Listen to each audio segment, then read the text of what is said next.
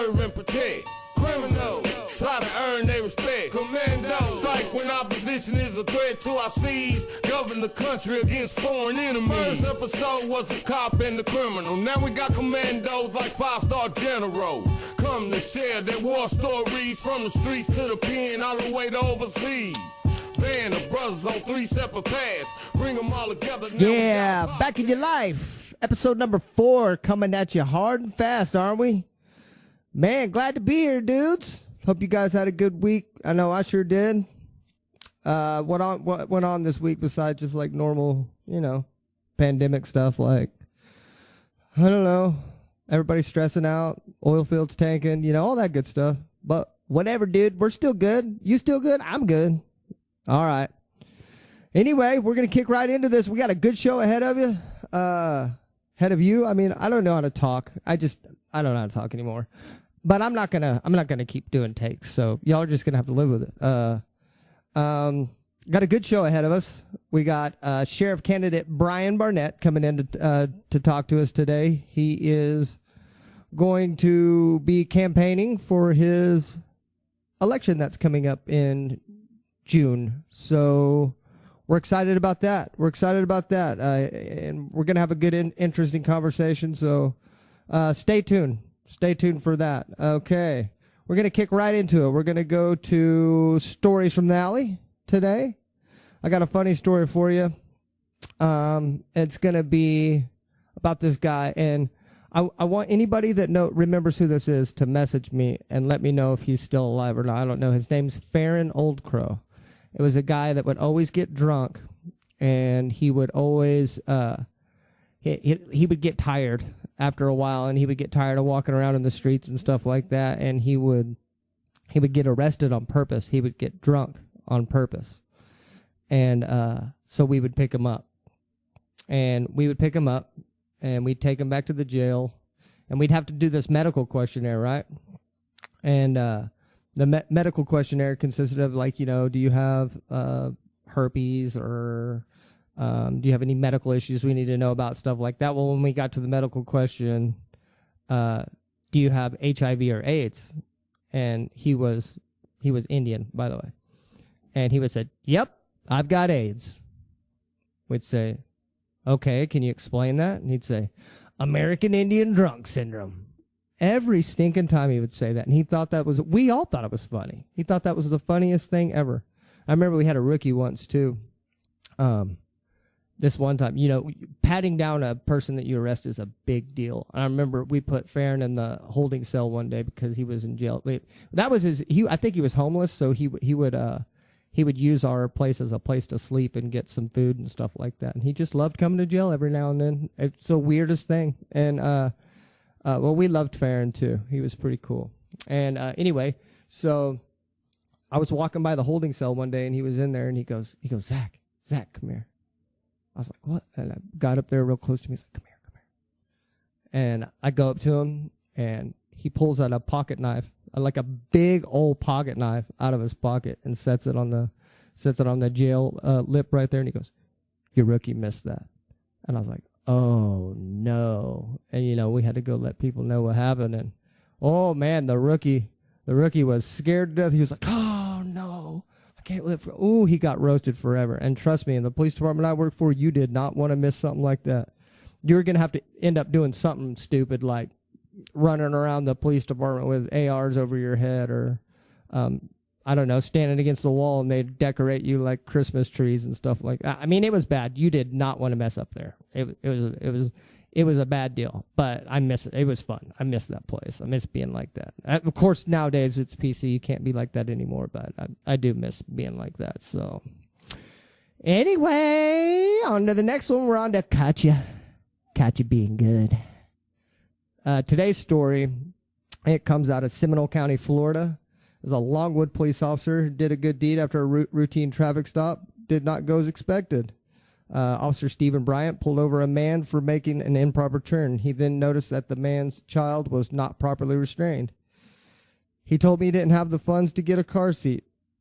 At the time, he was driving up to St. Johns County towards St. Augustine, said Bryant. Instead of writing any tickets, he and Corporal Ryan Short went to Walmart and bought the man a car seat. My job is to protect, and I figured if I get a car seat and protect him, I'm doing part of my job, he explained. While Short installed the car seat, Bryant noticed the boy was wearing Ninja Turtle shirt, and they bonded over common interests. I love Ninja Turtles. There's one in my cop car, so I used that as bonding thing with him, he added. Bryant noted the boy was very curious, so he let him have some fun. Let him play with his cop car and stuff like that. This is all really cool stuff, man. I remember, like, I agree with that sentiment too. I remember I had a boss one time that told me that, because I was pulling everybody over for seatbelt and everything when I was a rookie. I thought I was going to save the world, man. And I remember my chief of police told me that anytime that he saw somebody put their seatbelt on as he was passing him, that he wouldn't pull him over because he felt like he did his job. And I didn't get that at the time. I thought our job was to pull over and write tickets and make sure everybody felt the long arm of the law. And when he said that, I was like, that's what you're doing, right? That your objective isn't to write tickets and take people to jail. It's to make sure people are okay, and that the goal of the job is getting done, and that's to serve and protect. And that's what this guy did. He did a good job. That's awesome, man. That's awesome. He buys it out of his own money. You know what I mean? And they're not making very much money as it is. So this is just so cool, man. That there's a lot of good police officers out there. I know right now it seems like there's a lot of bad officers out there, but there's a lot of good. And we are going to highlight the good ones here. So anyway, I'm going to get straight to the interview because I know you guys are excited to hear from Sheriff Candidate Brynn Barnett. I know I am. So here's our conversation. And without further ado, Sheriff Candidate Brynn Barnett.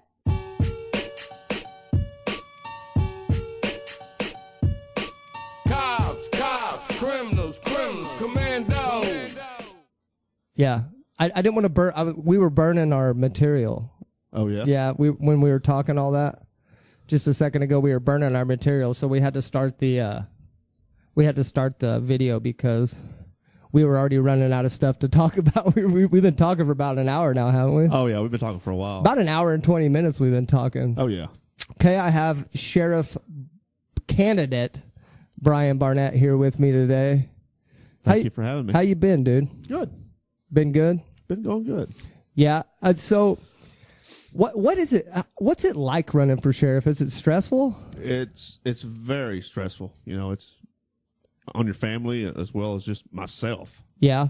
Is it just a 24-hour, 7-day-a-week type of thing?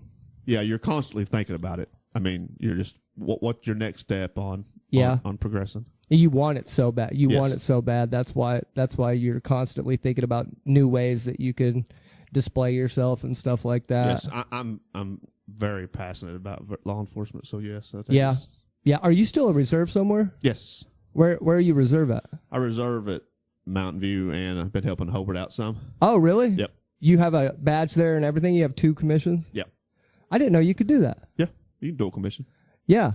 So you work about once a month in both of those or something? Just when I get a chance. They're both of them non-paid, so it's just volunteer. So in the last 4 years, you haven't been inactive at all?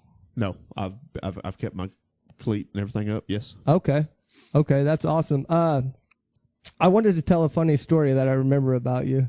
I want to see if you remember this. Okay. Because I was known. I don't want you to get embarrassed here, but this is a true story, so I'm going to tell you. It is what it is. So I remember. Like I was kind of known as the interviewer whenever I worked for you. You were my undersheriff, right? I was kind of known as the guy that interviewed people and stuff like that. I was pretty good at getting people to tell me the truth, right? He was really good. Well, I remember I don't remember who else was there, but there was another cop there too, I think. I don't remember, but I remember us interviewing this kid. Well, he wasn't a kid, he was an adult at that point for breaking into houses. Do you remember the story at all? No. Okay. So I remember I was interviewing this kid and you were sitting there, right? And you're just kind of like looking down and you're not paying attention. And I'm interviewing this kid and I'm striking out. And it'd been like 20 minutes and I'm using all these tactics and techniques to try to get this kid to tell me the truth about, vandalizing houses, breaking into houses and stuff. And then all of a sudden you kind of lean up and you said, "I don't think you know who I am." And I was like, what's he doing? And you're like, I'm Under Sheriff Brynn Barnett with the Kiowa County Sheriff's Office. And you're going to tell me the truth about what happened that day. And you're going to tell me now. And the kid was like, I did it. I was like, no. Why did he just tell him the truth? Do you remember that now? No, I don't. Yeah, that happened. I remember I called it like the Chuck Norris interview technique. I was like, I don't know what kind of tactic that is, or I've never heard of that. They don't teach it in schools, but you Chuck Norris's ass, dude. You got him to tell us the truth. Well, I always loved interview interrogations. So yeah, I spent 30 minutes on it, and you spent like 30 seconds, and the kid told you the truth. I was like, I give up. I quit. I was like, I'm useless now. Well, I don't remember it, but I believe you. Yeah, it happened. You used the Chuck Norris technique, and he got it. So, yeah. So you're are you working a full-time job too, right? Yes. Like you have a job somewhere? Yes. Where do you work at? I work for the gentleman named Justin Krieger. Oh, really? Full-time farming for him. Oh, okay. Yeah. How many hours a week do you work? Oh, about 50 or 60. No kidding. Yeah. And then you have to are you off on weekends? Yes. Most of the time. Yeah. And so you campaign every weekend. Is that what you do? The best I can with everything, with the virus and everything. Yeah, going the virus on. you can't really campaign right now. It's been tough. Yeah, that's why I kind of wanted to have you in. That way you could speak to your voters and stuff like that. Yeah. But I wanted for the people that aren't voting for you, don't know you at all. I wanted to kind of go over what it's like running for sheriff. Like what goes into it. Like how do you even start? Like do you have to pay something? I started a long time ago. I knew my goal was I wanted to run for sheriff of Kiowa County. So it takes a lot of preparation. You get with people. They give you donations. You start. I mean, however you want to start. Whether you're getting church, going talking to people. I mean, yes, it's fairly expensive. So you've had to go talk to people about giving you donations and stuff like that? Oh, I bet that was hard. I bet that was hard doing that. Well, I say that. Some of them I've had to, and I've had a lot that just approached me to donate. Oh, really? Yes. So you probably had to start doing that, and then the people that kind of believed in you came in and gave you donations and stuff like that. Yes. Have you had to spend some of your money out of your own pocket to do this? Yes. It just happens. I mean, yeah. Yeah, it is tough. It is tough to do it, but when you want something bad enough, that's right. You can do it. You have to do it that way. And so, who makes your sign? Do you those big signs that I saw? Do you paint those? Yes. You and your wife? Well, me and my wife, and then I've had several volunteers that's helped us paint those signs. Yeah. How many of those big signs do you have? I've lost 20? count. Yeah, probably at least. Really? Yeah. Yeah. And so you're working 50 or 60 hours a week and still campaigning. I imagine it's got to be stressful doing this and stuff like that. It is, because between work and then making time for your family on top of campaigning, it is stressful. It's tough. It's hard. Let me ask you a question. So you go talk to people sometimes, right? Mm-hmm. And have you ever had somebody be like, I'm not voting for you? No, I haven't. You haven't? Not since I've been talking to people, no. I was wondering how awkward that would be. I think I'd quit. I mean, I'm sure that it's gonna happen. Yeah. But I think I'd quit right then and be like, they'd be like, I'm not voting for you. I think you're a piece of crap. And I'd be like, you're right. I'm out. Well, I understand. I mean, it is what it is. I mean, we try our best to get out there and campaign, and we can't make everybody happy. Not everybody's going to like you. Yeah. So we just do the best we can. Well, because you and your opponent have two completely different law enforcement styles, correct? Correct. So that's kind of what people are voting for in this, right? Yes. Is the completely two different law enforcement style. Can you explain the two different styles of law enforcement, what we're talking about, and what the difference between the two of them are? Well, we're talking about proactive versus reactive. Proactive and reactive. Proactive, you go after it. You don't just sit around. You're out constantly trying to deter any kind of criminal activity. Yeah, meaning proactive is like you're not waiting for calls and stuff like that. You're going out and you're starting to crash the boards and make traffic stops and stuff like that. Active patrolling. I mean, not just driving around, but actually out. Yeah. Going after it. What's your view on traffic citations?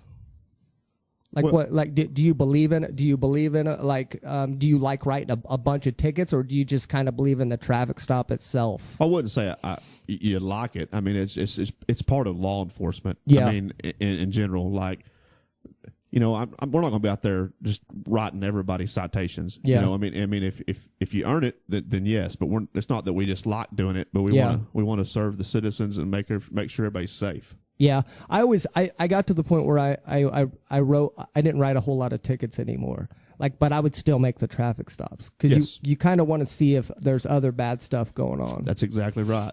You know, I don't remember where the study was at. I could probably actually look it up real quick. I actually wanted to look this up because there's actual numbers from it was like the University of Missouri or something like that, showing that traffic enforcement reduced crime in general by 60%. Let's see, traffic. And I you know, it does the same thing with traffic collisions.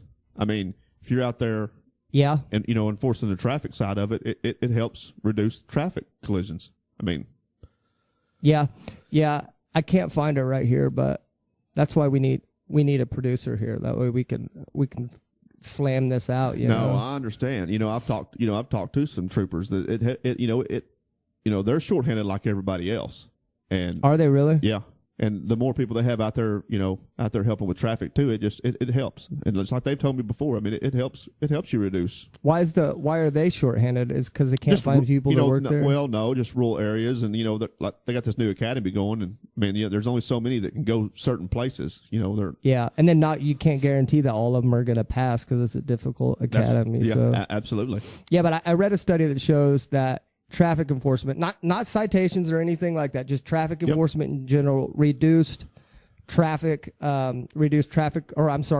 in general by like 60%, like in versus a place that doesn't do traffic enforcement. And I remember you were really into like going out and doing traffic, but not necessarily writing tickets. Well, you know? Absolutely. And I mean, that's just like even like rural area, you know, bad guy going down the road, whatever kind of crime he's going to commit. He sees a cop on the side of the road with red and blue lights on, somebody pulled over. You know, it's going to make them think whether they're still going to do what they're going to do in that area because there's a cop here. Yeah, and your opponent like doesn't make traffic stops and stuff like that. That's what I was told, did it? Yeah, they don't make traffic stops at all, really. And so just have to kind of thing. Yeah, and then also, do you know if there's a bunch of drug arrests going on and stuff? I'm not aware of it. I remember I was told here, because I'll just say it. I'll be honest. I was told that we would pretty much get in trouble by that administration if we didn't write or if we did make traffic stops, that we were going to be asked to leave and not work there anymore. So yeah, some people, and that's part of my opinion, reactive. Yeah. That's exactly what it is. You've got to go out and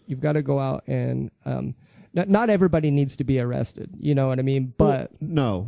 We're there to help too. And it ain't all about just arresting the bad guy and everything else. There's so much comes with law enforcement other than just that, is helping your community as well in general. Yeah, definitely. And I know you have to make traffic stops. You have to make traffic stops to get drugs. You know what I mean? Oh yeah. Oh, absolutely. Let me ask you, so after I got out of law enforcement, the state of Oklahoma made every drug a misdemeanor. That's been a problem. How's it affected? Because I don't know. I haven't seen it. So how's that affected the way cops do their jobs? How does that affect it? You know, I've seen it. It's it's bad in a lot of ways, because I've heard more than one cop say that, you know, now that it's a misdemeanor, some of it ain't even worth their time.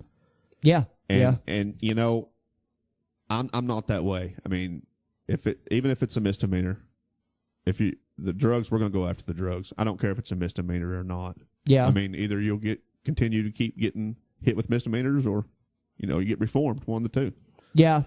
Yeah, because drugs, so that's a big issue for you, is you want to stop the drugs. That's right. Because since all this happened, I mean, the increase as far as the drugs getting in the school, it has been on the rise. I mean, school's out now, but before school got out because of the corona, my oldest boy, you know, I heard many stories about marijuana in the schools. He's seen it. Oh, no kidding. Yes, absolutely.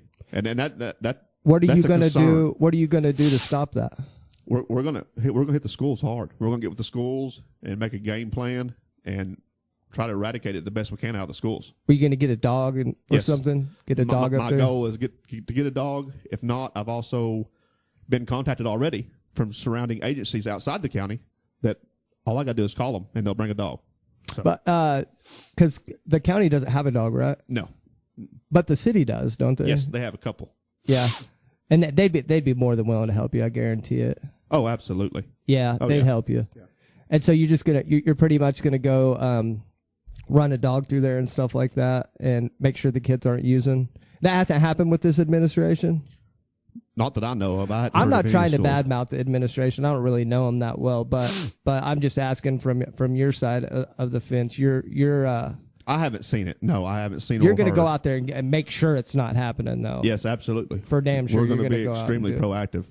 Yeah. Yeah. And the Because, drugs. like I said, I mean, not just for everybody else's family and kids, it's my own.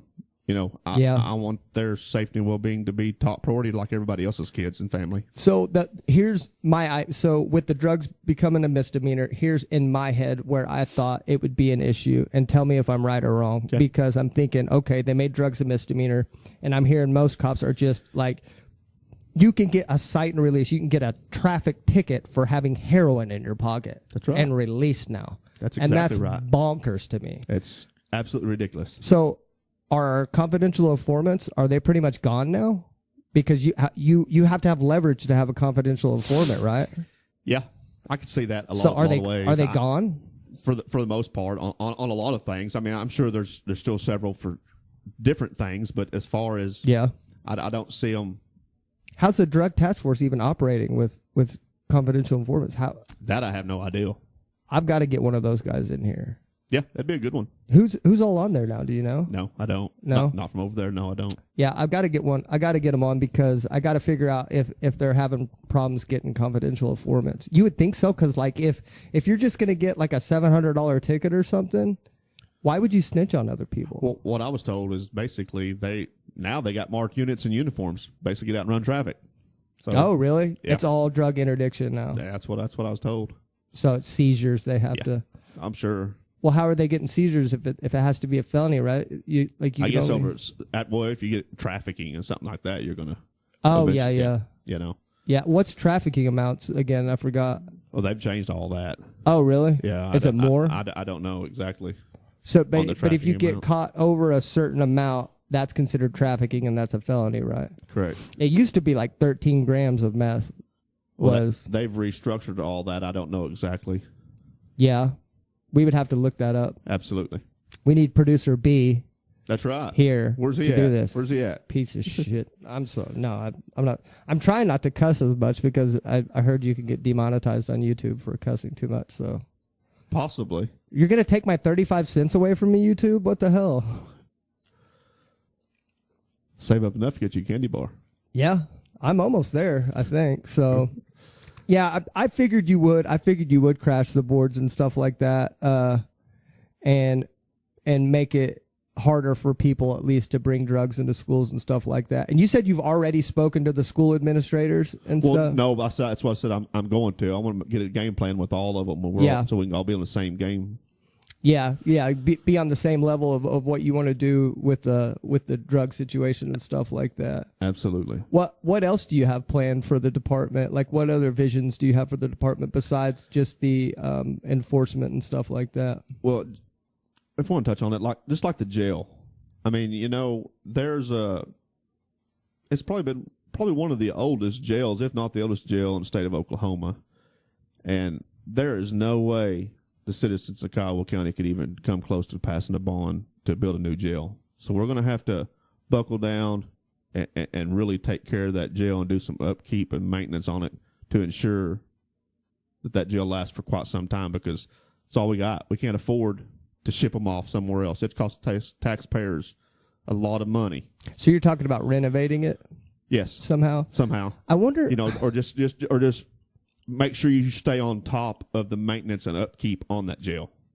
Yeah, so that's going to be a focus of yours. Yes. Okay. Because in the long run, if we get that, it's going to save the taxpayers a lot of money. Yeah. What else? I know that they can't pay for a jail, but what else could you do to get another jail? Is there some sort of grant you could do or something? Well, I'm sure there's some partial grants, but it's still going to take passing a bond to get it done, and it's just not going to happen. They don't have the money for it. No. And how much would that cost? I mean, millions of dollars? It would be millions of dollars. No kidding. To get a new jail, it'd be millions of dollars. And that's just never going to happen. No, it's not. I don't know how they're passing inspection, to be honest with you. Just some of that stuff's probably grandfathered in. It's the only thing that's saving them. Yeah. A little bit of saving grace there. It's just going to fall in on itself. Eventually. That's why you take a little, aggressive stance early and do some good upkeep to help kind of keep that from happening. Prolong it as best as you can. I thought I had heard that it was the oldest jail in the state of Oklahoma. I think you're right. I think it is. It's one of or the. Yeah, I think I heard it was, but I don't want to say that for sure. Yeah, that's why I don't know. 100%. Yeah, I don't want to say that for sure that it is, but I know I've heard that it is one of the oldest. Yeah. And that's crazy because all these other like Custer and Washita, they have badass jails now. Oh yeah. Isn't it Washita? No, I'm sorry. Yeah, yeah. And Custer, they have badass jails, and they used to have crappy ran down jails. How are they getting theirs? Do they just have money and we don't? Or they pass some bonds on it. Yeah. What's a bond? What is that? It goes to the people to vote about the money. Yeah. And they want to add a sales tax to the, whether it was land taxes or whatever else. And it's just, you can't keep on taxing people. I mean, they're already paying a lot as it is. You can't just keep adding to it. How many deputies do they have up there now? 2 full-time right now that I know. Is that it? Yeah. What? And they got a couple reserves that help out some, I guess. Are you looking to increase that when you get there? Like yes. the amount of people that works there? Yeah, we're gonna have to. Whether it's now or later, we're gonna have to. Yeah. And then I'm gonna really put in play a good reserve program. Yeah. Yeah. I mean that's a vital. They're such a good help to have. Before you ask, no, I will not be a reserve. Well, I'm just kidding. You hurt my feelings already. I'm just kidding. I don't know if I would or not. But the thing is, right now they're not working 24 hours a day, are they? No, they're not. They don't have someone out 24 hours a day. Yeah, are you wanting to do that? Hopefully, in the long run, yes. Yeah. I mean, we're going to cover as much as we possibly can. Yeah. I mean, myself as a sheriff, I'm going to get out and help and work and try to cover as much as I can to help offset the hours that somebody's not on. Yeah. It's what I am. So going around, you're going around talking to people and stuff like that, what are some of the biggest complaints that you hear where people are wanting changes? Like, give me some of them. Not ever seeing a deputy. Oh, really? That's number one. Yeah. So that they don't ever see deputies in there, like what? That's what they're saying. Just in all the towns and stuff? All over the whole county. Why do you think that is? I honestly, I don't know. Are they just, not allowing them to go out and patrol and stuff like that because of fuel costs, or? I couldn't tell you that. Because we were pretty active whenever we were there. We were always driving around places. Absolutely. I just don't know, like, the reason why I asked the amount of deputy question is, like, I don't know if they allow for more people to work there, or is that the amount of people that can work there? I don't know how to ask that question. Do you get what I'm saying? When we was there before, we had a lot more deputies than what they had now. We had like 6 or 7, didn't we? At least 5. Yeah, that was total. We had 5 or 6. And that's full time. Yeah. So. And now there's 3 total, right? There's 2. Plus the sheriff? Well, the sheriff and his new undersheriff. And then the 2 deputies. Oh, okay. But when I said there was 5, that wasn't counting. That was just deputies. That wasn't counting the sheriff. Yeah, it wasn't counting the sheriff, undersheriff, and stuff like that. And so that's why I said, are they allotted? Are they allotted for more, or do you know if they're that's what the commissioners or whatever are telling them they can have? I couldn't answer that question. I don't know. Yeah, because that would suck. Yeah. That'd be tough to work with. I think it's all in how you manage your money as far as how many deputies you can have. Yeah, you prioritize certain things and stuff like that. Yep. And you I think I saw you wanted to prioritize training as well, didn't you? Yes. So that's there's some people that wants to come to work for me, and plus the people that already work in the county, that several of them are instructors. So we'll be able to put on our own cleat classes and stuff like that. And that's one thing, they want to put together a reserve program. Yeah. And then that way we can also get some other people that's in the community that would like to be a reserve, which is a part-time law enforcement officer, the opportunity to help serve their county if they wanted to. Yeah, and you would interview people. You would take applications on that, yes. Interview people in the community and stuff and if they that. met the qualifications and the criteria, then absolutely. So I failed LEDT the first time I took it in cleat. Can I be a driving instructor for you? There you go. Can I? Well, I mean, I'm not very good at it. If you go back and pass it. Well, I already passed it. Oh, you passed it? Okay. Yeah. Okay. Well. You'll let me do that? Well, I'll let you drive a car. You'll let me drive real fast? I'll let you drive a car.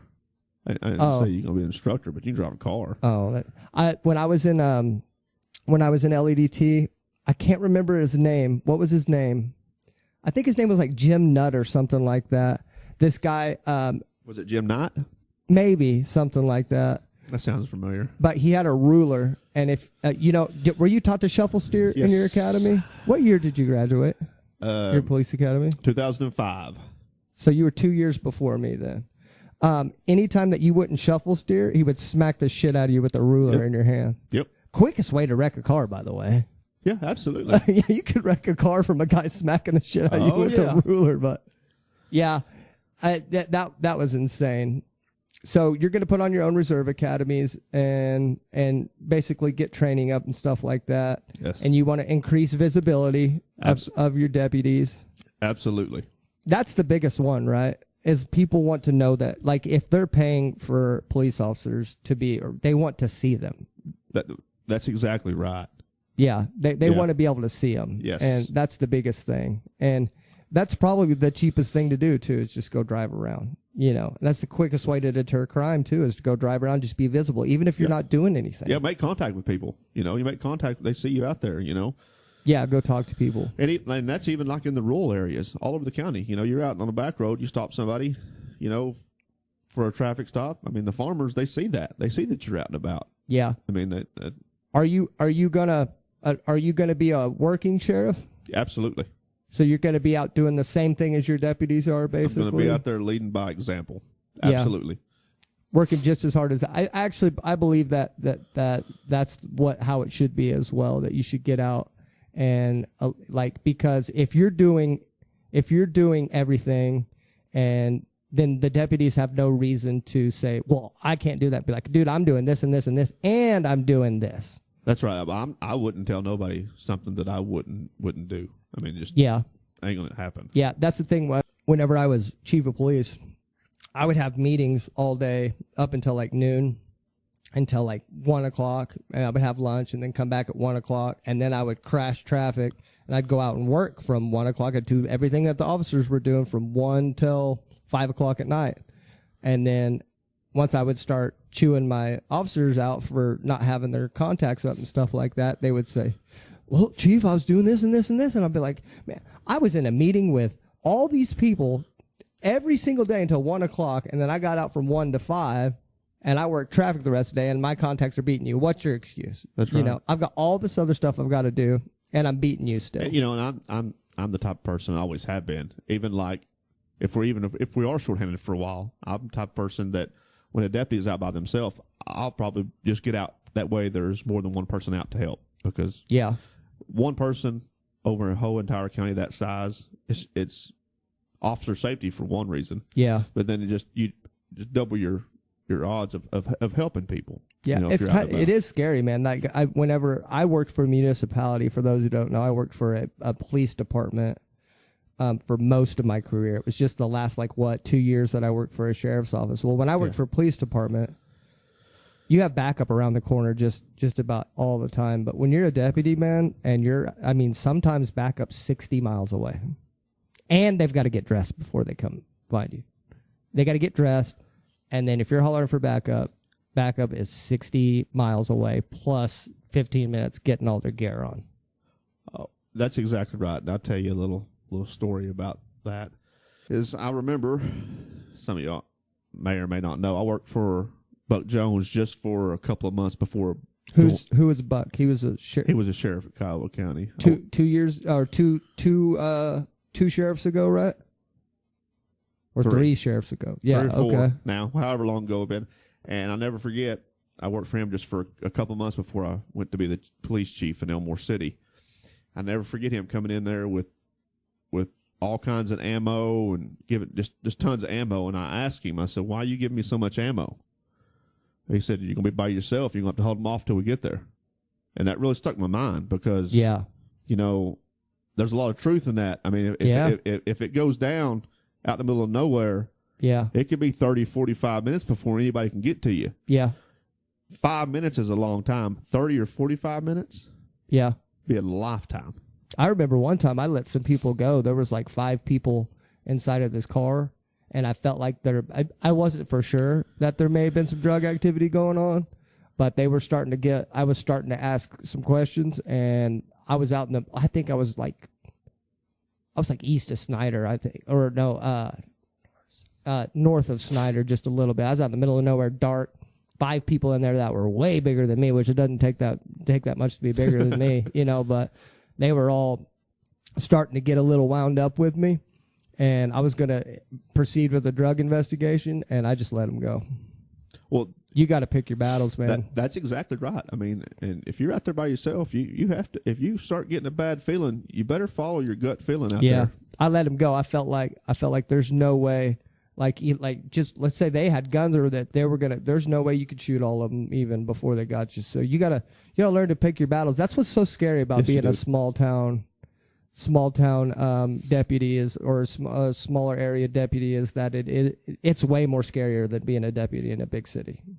Oh yeah, it's way more scary. You're definitely a rural deputy without a doubt. That's why it's good to hear that you'd want to saturate the areas a little bit better.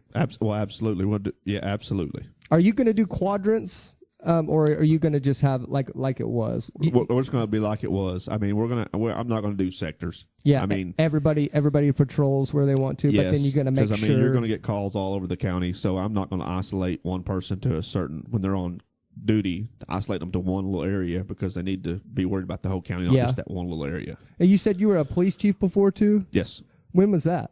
When was that? Mm-hmm. From 2006 to 2012. Oh, for 6 years you were a police chief? Yes. I didn't know you were a police chief for that long. Yep. Really? Yep. And that was where at? Elmore City Police Department. How big of a department is that? We had 2 to 3 officers. It wasn't a big department. It was myself and I had 2 or 3 officers. Okay. Full-time officers, yes. 6 years. Mm-hmm. What made you get out of that? My ex-wife. Oh, really? She didn't make me get out of it. We wanted to move closer to her family. Oh, yeah. I remember you telling me that now. Which lived in Mountain View. So we moved out here. That's how we ended up out here. Yeah. And then did you immediately come to work for the sheriff's office down here? Or? No, I worked actually for the Mountain View Police Department for a year. From the beginning of 2012 to 2013 before I went to work at the sheriff's office. Were you in administration any other time for law enforcement or leadership? You were a sergeant for the sheriff's office. Well, before Rolfe Police Department, I was the assistant chief for a year or so there. Oh, really? Mm-hmm. So you have almost a decade of experience of leadership. Yes, then. Absolutely. As being a supervisor, you're correct. So, yeah, as much experience in law enforcement that I have total, you have in leadership in law enforcement. How many years total do you have in law enforcement 17. Now? Good grief, dude. How old are you? You mind me asking? I'll be 39 in July. So you've been doing this your whole life, man. Ever since I turned 21. This is just all you know then? Yep. I've been basically a lifelong law enforcement officer. Do you still love it as much as you do when you first started? Every day. Really? I love it. Even though I'm not full-time right now, I think about it every day. It's what I live for. I can tell you love it, dude. I know you mean that too. I do. I'm very passionate about law enforcement. That's what I'm saying. Like I said this last week, but I've got to a point where I fell out of love with it. You know what I mean? And I can admit that. You know, I think it's good for us to be honest. I mean, you know, that's right. But I fell out of love with that. But I genuinely know you mean that when you say that you love law enforcement. I know that. I wouldn't have you on here and have you talking about this if I didn't know that you were completely passionate about this. And I know 100%. You mean that you want this. You think it would. And to be honest with you, dude, I grew up I think I told you this earlier, but I grew up at a sheriff's office where there was only one sheriff, and he died after 30 years. Yep. And then the next guy came in. And then I think he's still sheriff. And he was sheriff when I turned 18. Understand. So that's 15 years, and he's the next sheriff. And I thought that's just how sheriff's office worked, is like, and everybody loved the sheriff in the county I grew up in. Everybody loved the sheriff. Then I moved up here, and I see this county, and I'm like, oh, it's been a train wreck, man. It's been a train wreck. Yeah, it has. I think you're the guy I think if you get elected, are you going to stay the sheriff forever? As long as they'll keep electing As long me. as they keep electing you? That's correct. You're not going to give up? No, I'm not going to give up. I mean, I got all my kids. They go to school or going to go to school. I got one on the way. Going to be born in September. So I'm going to have. Do you really? Yeah. Boy or girl? Boy.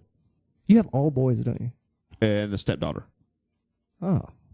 You Yep. just got that boy gene running in you. Yeah, I do. And I love it because I take them hunting and fishing every chance I get. Yeah.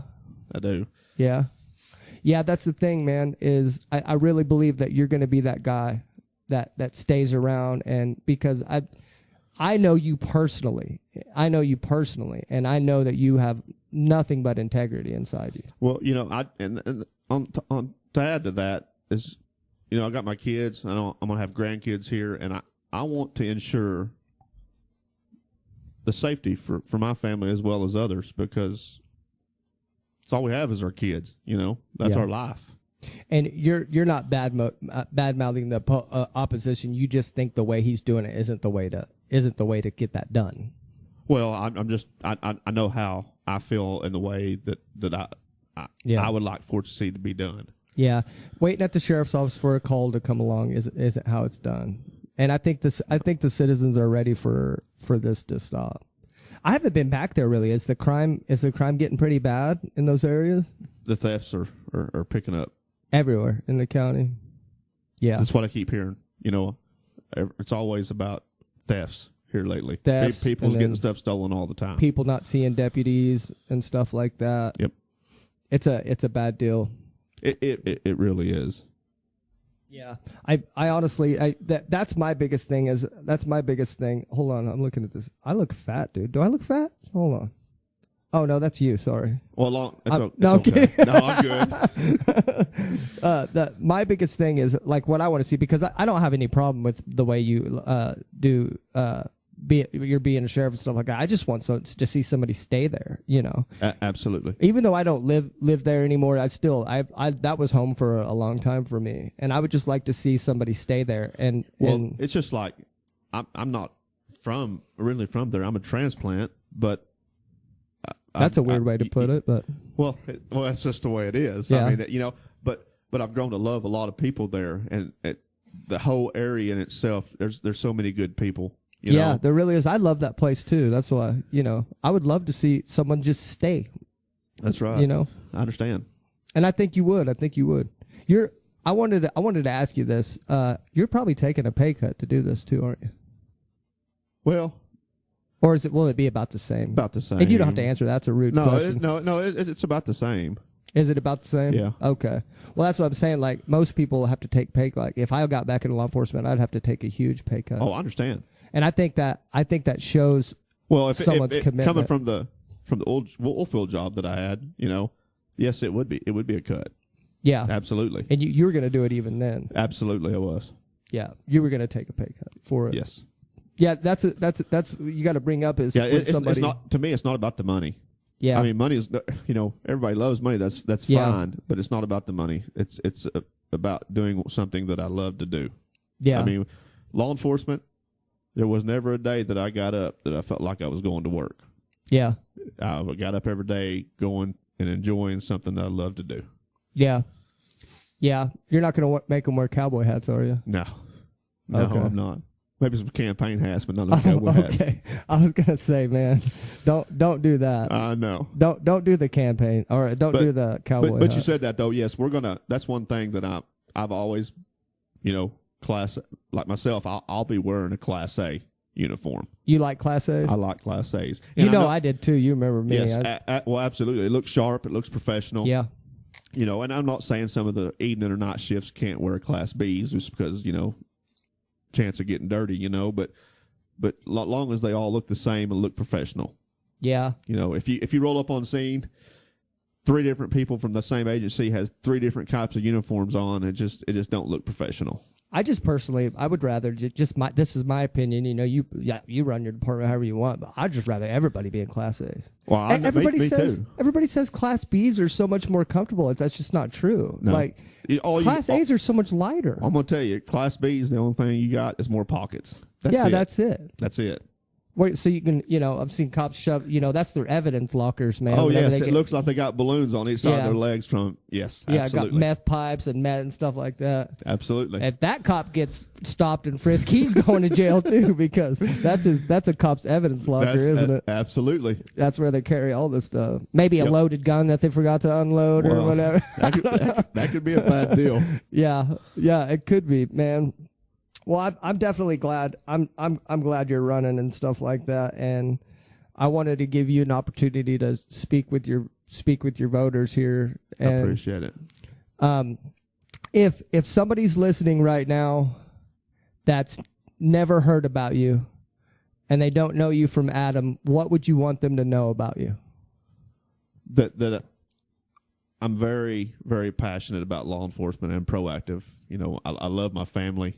You know, I'm a family man, and I've just been a lifelong law enforcement officer, and just want to serve the citizens of Kiowa County. Yeah, in a proactive manner. How long have you lived in Kiowa County? Since 2012. Yeah, so you've been here for almost 8 years. So. So you've lived here for a long time, but I'm sure there still are people that don't know you. Absolutely. I hear that all the time. People saying that they don't know who I am, which, I mean, it's come to be expected. Yeah, of course. And it's been really hard for you to get out and get to know these people like you want to because of the virus. It really is. I'm going to start trying to get out, whether it's what you want to call curbside service, I guess. If I have to, you know, I'll be out in the roadway, at least trying to talk to many people as I can. Organize meetings and stuff to where people can come talk to you from a safe distance or whatever. Absolutely. Whether I have to go down the streets and talk to them from the curb, I'm going to do my best to get out and try to meet as many people as I can. Okay. Well, if somebody's listening that wants to do that, how do they get a hold of you? I have my Barnett for Sheriff Facebook page. Okay. You know, so they can hit me up on the messenger or comment on any of the posts to let me know, and I'll be glad to meet with anybody. Yeah, and for that matter, if anybody wants to talk to him and organize, they can message my webpage as well. Yes, absolutely. And I'll get him in touch with you. Get us together, absolutely. Yeah, if you're listening to this, even if you just wanna look in the comment that you would like to get a hold of him, I'll get a hold of you, and then we can figure it out, and then I'll get you scheduled with Brian. So you're willing to do that? You're willing to do curbside for people to get to know you? Yes, absolutely. Yeah, I think that would be good too, because you want people to know the real you. I do. I mean, absolutely. Yeah, people should know what they're gonna get. Without a doubt, I agree with that 100%. Yeah, and this is what you get with you. I mean, I can attest to that. This is the real you all the time. So, I just think I think you're going to be a good one, man. I think you're going to be a good one. I hope to see you do. I appreciate you. Do good in it. I really do. And you know, it ain't all me. I mean, you got to have a good team. There ain't no I in team at all. So you're going to have a good team to help you. And you've already got people picked out for that already. Oh yes.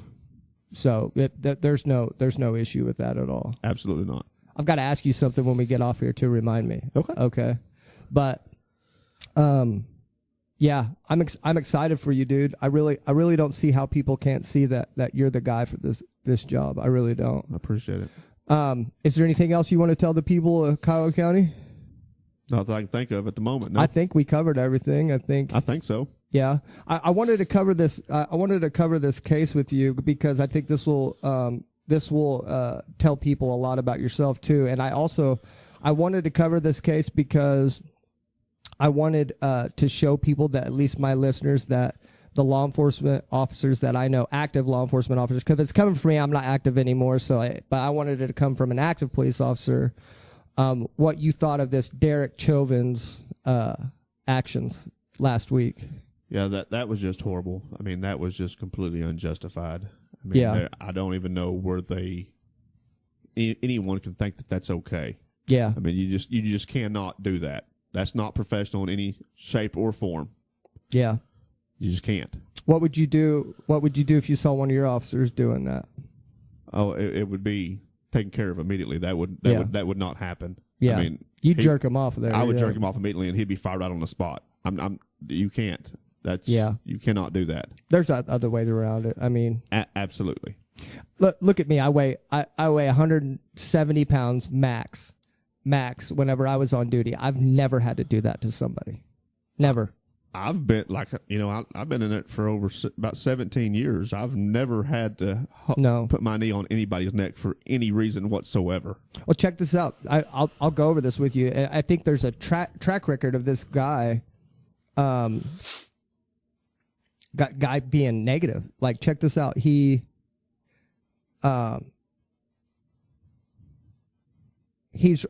being represented by Tom Kelly, the same attorney that got Officer Geronimo Yanez off. This Derek Chauvin, the cop, was put on leave in 2011 for inappropriate police shooting of Alaskan Native American Leroy Martinez. He also shot Ira Latrell Tolez, an armed black 21-year-old, in 2008. And then he was also another guy that shot a Latino man with 16 bullets in 2000. It doesn't say the year here. Oh, in 2005. I'm just curious how he was still a law enforcement officer. Jason Carr in 2005. Police brutality in 2003. It's just like, where there's smoke, there's fire. Am I right? Oh, absolutely. Like I said, I don't even know how he was still a law enforcement officer. I mean, I know he's in a bigger city, but I worked for a bigger city too. And if you shoot somebody one time, that's like a needle in a haystack, like it is. I've only been involved in one officer-involved shooting, and I've been in it for 17 years. Yeah, you were really involved in it. I've never been. Yeah. Really? Yeah. I've had guns pulled on me before, and they tried to shoot me, but I got my life saved. But basically, no, I've been there when we've had to actually. I didn't pull the trigger, but my partner did. That sucks. I bet you're scared, huh? Actually, I wouldn't say scared. The adrenaline rush was to the point that, I mean, as far as scared, the scariness went away. Yeah. Until afterwards, until you start replaying it in your mind, then it kind of scares you a little bit. That's what happened. That guy that pulled the gun on me. Guy pulled a gun at me. It had a laser dot on it, and it swung around. It hit me right in the chest, and I knew something was up when I showed up to that call. And that laser dot hit me right in the chest, and I had my foot propped up on a screen door. And as soon as I seen that laser dot hit me in the chest, I backed out. And I thought I heard a pop. Well, anyway, I go left, and he comes out, and he thought that I went right. And he came out with that gun, and I had my gun on his back. I was like, "Hey, man, you turn around, I'm going to get you, dude. Don't turn around." Well, he didn't. Absolutely. And he had the gun pointed at the ground, but I gave him voice commands. I was justified to kill him right then, but I chose not to. Well, and I'm glad absolutely. I didn't. We're both alive now. I don't know if he's absolutely. alive now, but I'm glad he's alive, and I'm glad I'm alive. But I could have. I was justified. He had already pointed that gun at me, know. So anyway, he goes out, and he had his back towards me. I said, "Hey, dude, turn around. I'm gonna get you. Don't move." And then he ended up going back in the house and stuff like that. I wasn't nervous at all. At all. Not even a little bit. That's right. And I was surprised by it, too, because I'm like 22, 23 years old, and I'm like, oh, I must be a man and stuff like that. I'm not scared at all. I got in my patrol car when that scene was cleared, and I got about a quarter way around the block, and I almost shit myself. I was so scared. It's like everything hit me. It does. It's crazy how after the fact and everything settles down is when it actually, what happened, hit you. Yeah. That's right. My biggest deal was I couldn't understand why somebody would want to kill me. It was so weird to me. It was so weird. I was like, why would somebody want to kill me?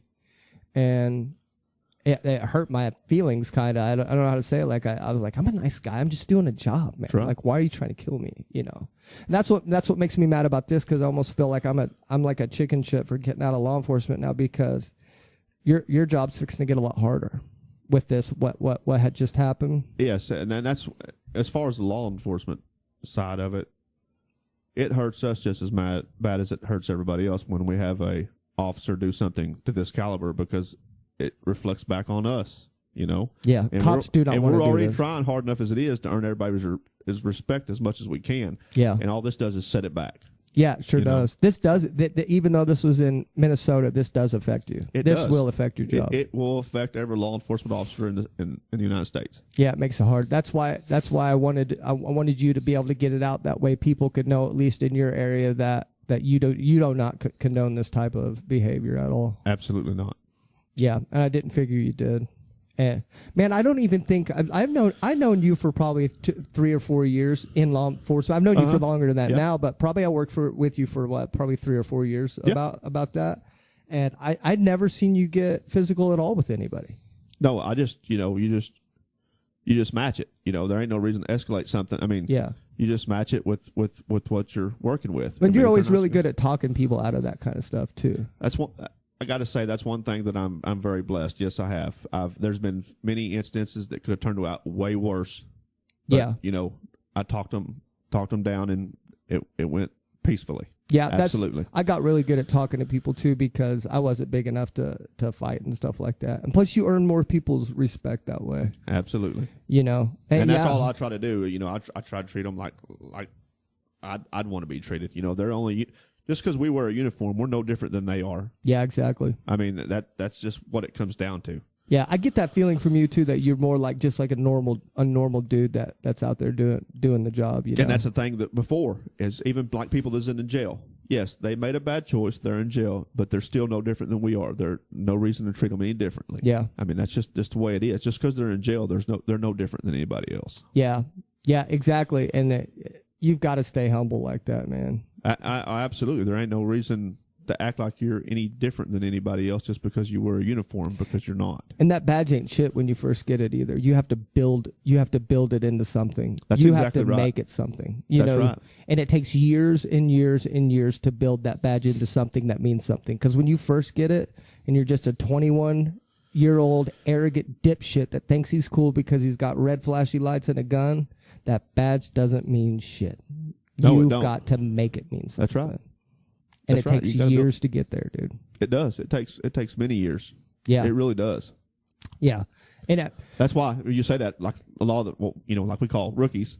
Mm-hmm. I kind of laugh because they act like they're 10 foot tall and bulletproof. Yeah. But you know what their future's going to be like. You know it. You see it. Absolutely. I laugh at rookies too because I look at them and I go, oh, you think you're cool. That's right. You think this is all fun and games. 5 years from now, it's not going to be. That's exactly right. You're going to be plagued with everything else that we are. You think you're cool now, but this isn't a cool job. This isn't fun. This isn't, it is at first, but when reality sets in, that's right. I laugh at rookies too. Absolutely. I laugh at them too because you see, they're very naive. Very naive. They absolutely are. So what's your idea on, like, do you want to hire, for your department, would you rather have experience or would you rather hire the rookies and train them the way you'd want them to be trained? I would actually rather have experience. Just right off the bat, at least, to help you get started? Yes, absolutely. Are you against sending a new guy to the police academy? No, I'm not against it. But, I mean, if I could get some qualified officers in there to start with, absolutely. No, I'm not against sending somebody to cleat. Yeah. I mean, because, look, somebody sent us to cleat at one time. Yeah. That's how we got our foot in our door. And it was really hard to get somebody to send you to cleat back then. Really hard. It really was. I applied for 9 different police departments. Yeah, I understand. I mean, it's just finally getting your foot in the door. That's what it takes. Yeah. That's why if somebody's qualified and they actually you can tell that they really want to, and you think that they have what it takes to do it. Yeah. I have no problem with sending somebody to cleat. Yeah. Yeah, I wouldn't either. It's expensive, but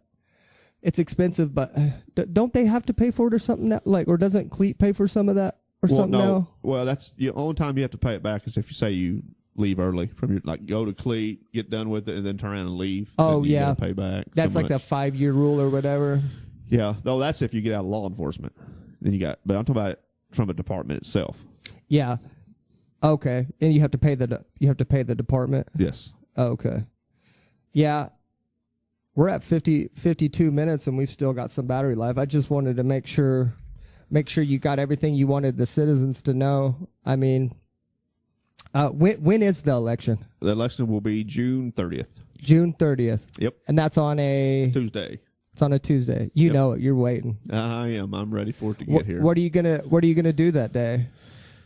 I really don't know. I actually told my wife I thought about going fishing, but I really need to still stay out there and campaigning. Probably all. You want to campaign all that? I'll probably try to do the best I can. Why do you want to go fishing? Just so you can like not worry about it, sit there and worry about it. It's a stress reliever. It's nice. Take my boys and go fishing. Yeah, that way you don't have to sit there and watch the pole numbers climb or whatever. Hopefully, it'll make my day go by a little bit faster. Yeah, because you're so excited. You want it done. Absolutely. Yeah, man. I don't know. I don't think you're gonna have a problem. I think you're okay. You're getting your name out there. That's for sure. I see you working real hard out there, trying to get people to know you. And so, like I said, I guess we'll wrap this up. But if anybody wants to, was there something else you wanted to say? No. Okay. If anybody wants to meet with Brynn in person, get a hold of me or get a hold of the Brynn Barnett for Sheriff Facebook page. That's correct. And you can search for that. You can search for it on Facebook, Brynn Barnett Sheriff page. Yep. Okay. If you want to get a hold of him and ask him any questions, or if you want to get a hold of me and set up something for him to come to, you'll come to them in whatever city they're in the county. Would you do that? Oh yeah, absolutely. Anywhere. Okay. Absolutely. And then orchestrate something like that. And then you'll meet with them and then answer whatever questions they want. Yeah, I'll meet with them and answer any questions that they may have. Okay, dude. Thanks for coming in. Well, I appreciate you for having me, buddy. Yeah. Nice shirt, dude, by the way. I know it. It looks good. I appreciate that. Hey, any guest much. that wants to come on, you get a free shirt. Contact me at znation111@gmail.com, and we'll get you on here. You get one of these really cool shirts, and then you get to hang out with one of the coolest guys in the world for an hour, in my opinion. He is really cool. Sometimes. Sometimes, right? Yeah. Yeah. All right. Well, we'll let you get out of here. All right. Love you, everybody. 10-7 till next week. Cops, criminals, commandos. Cops, they serve and protect. Criminals, try to earn their respect. Commandos, strike when opposition is a threat to our seas. Govern the country against foreign enemies. First episode was the cop and the criminal. Now we got commandos like 5-star generals. Come to share their war stories from the streets to the pen, all the way to overseas. Band of brothers on 3 separate paths. Bring them all together, now we got a podcast.